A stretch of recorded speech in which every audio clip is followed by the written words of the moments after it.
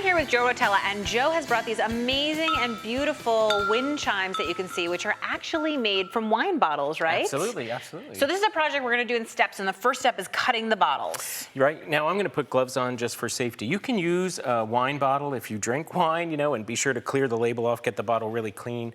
I buy new bottles, that way I don't have to mess with taking those labels off. And I should point out, you have glasses on, and I have safety glasses of my own, because whenever we're cutting glass, we just want to be careful. So what we want to do is score the glass. What you're really doing is making micro fractures all the way around in a line. And you want to make sure the blade of the scoring tool is absolutely perpendicular to the surface of the glass. Here I can adjust this. We could make a wine chime out of a 5-gallon bottle if we wanted, right? If you really had a big party. So I'm going to hold this. And one of the mistakes I see people make is they really lean into it. If you lean into it as you turn, you're going to push the scoring tool down, and rather than meeting at the other end, you're going to kind of spiral. Oh. Do you know what I mean? So I'm trying not to push down, I'm just pushing against the bottle, and we're going to hear this cut. Ready? Yep. I hear like a scratching noise. And that's just the right sound. When it meets on the other side, we're going to hear a crunching. If you crunch, it's time to stop. It means you've met. So you don't actually have to look at the line that it's scoring, you just have to listen. For the noise. Here it goes. There, we had a little crunch. Let's see now if we score. So see that score line? Yep. So what I'm going to do, glass will break. Many people think it's actually a crystal. It's not. It's a rigid liquid. So it's liquid at hot temperatures. It's solid at cold temperatures. We're used to just holding it when it's solid, right? What we want to do is put stress on that score line evenly all the way around. So we're going to do that. So I was going to say, you've put some just rubber bands around from my broccoli. Okay, well, a way to upcycle. It's a good idea. So you're going to drizzle the hot water right on that score line. Okay, so I have a kettle of boiling water here. And as you drizzle on the line, the bands are there just to try to keep the water somewhat focused. Okay, so then it's only going on a small portion of the bottle. So you're rotating, I see that, with the drizzle. Now let's switch to the cold water. Okay, so now over here I have water that has ice in it, so it's freezing cold. So I even managed to throw an ice cube at you.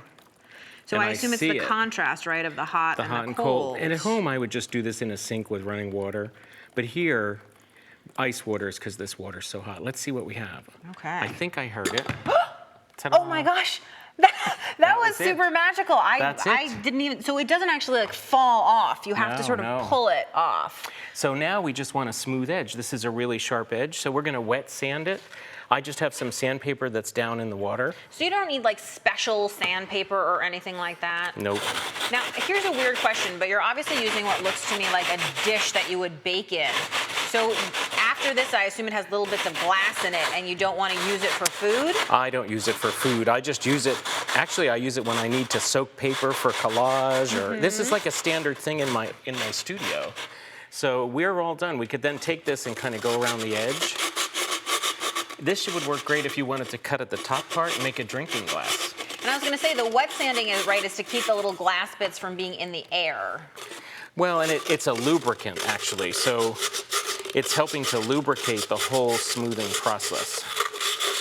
Super cool. So once that's smooth and it looks great, we're going to go ahead and make the wood part of the wood chime, right? Absolutely. Awesome. That's next.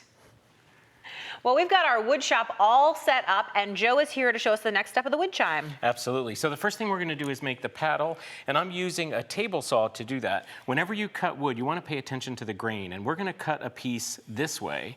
That's with the grain. That's called a rip cut. So this is a rip fence. I've already adjusted the blade so it's just slightly higher than the piece of wood, and we've connected it to a vacuum, so all the sawdust is going to go away. And then I'm going to put on my safety glasses, and you already have glasses on. So let's go ahead and rip this piece. Let's do it.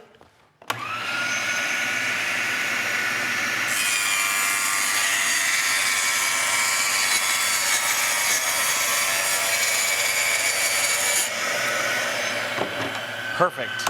So now I want to cut it about 3.5 inches this way. Okay. That's across the grain. That's called a cross cut. So whenever you're going to do a cross cut, we don't want to use this guide at all. We want to get this out of the way.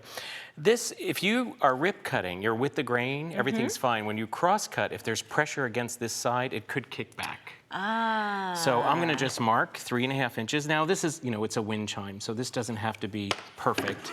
And I'm gonna use a pusher here. And what's the pusher, I assume, is to keep your fingers out? It's just helping to guide this wood straight. And I'm gonna line it up with the edge of my blade.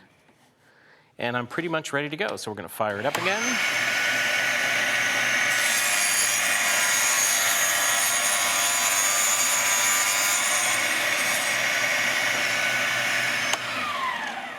And there's the paddle for our wind chime. Fantastic. So next we need to work on the clapper part. And what's cool is it's a wagon wheel and a train whistle. Oh, I thought you had gotten like wooden mushrooms or something. That's what they looked like to me. Now, we're gonna have to put a big screw eye inside the top of this whistle. And so we need to drill a pilot hole. So I'm gonna use the drill press for that. And I'm happy just guiding it with my hand, but I don't wanna go so far deep. So I'm gonna just set the guide, fire it up.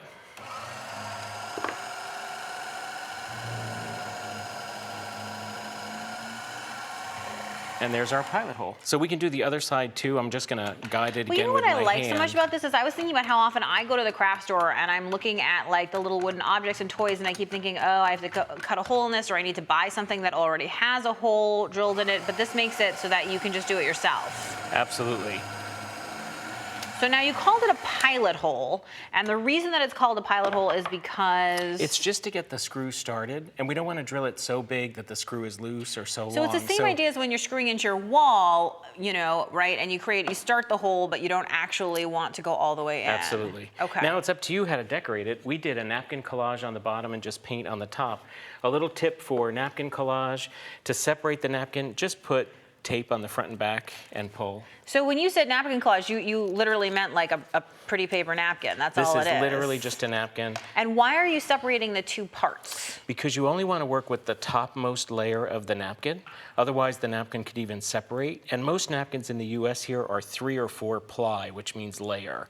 This was only 2 layers. So I just peeled off the bottom. All that's left is this very little thin piece on top. And I'm just going to lay it on here.